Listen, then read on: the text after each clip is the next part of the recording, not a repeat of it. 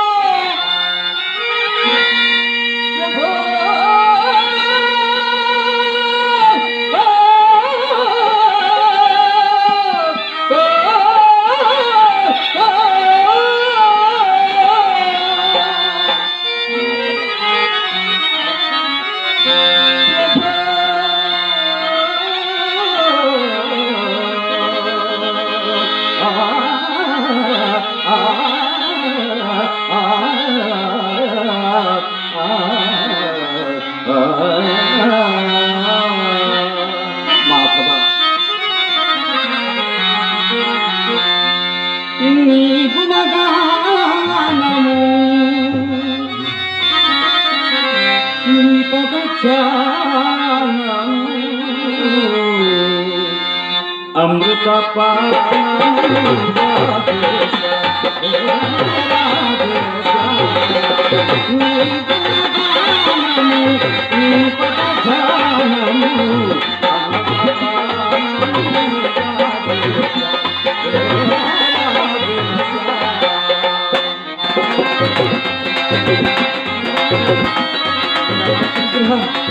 సచ్చిదానంద స్వరూప భూషణ గోపాల నీలాద్రి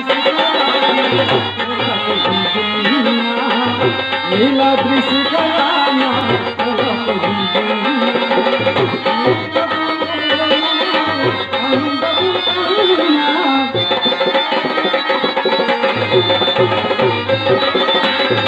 నీలాద్రి శిఖరాన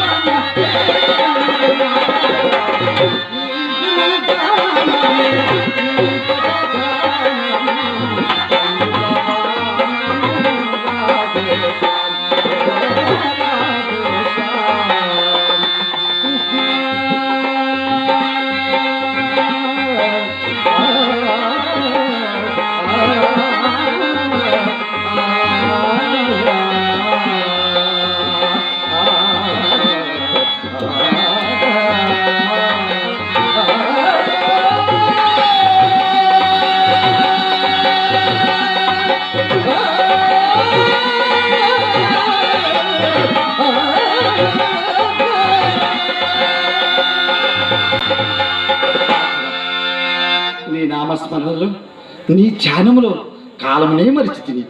అవును, ఈ పూట మిత్రుడు భవానీ శంకరుడు ఎందుచేతనో ఇంకానూ రాలేదు. ఎంత కాలంగా గుర్తుకు వచ్చినాడు. మైత్రియందు ఎంతటి మహిమ ఉన్నది, ఎంతటి మహిమ ఉన్నది. వేళకు రాక మిత్రుడు, వేళకు రాక మిత్రుడు ఒకటి సంజోగనెంతనేమి.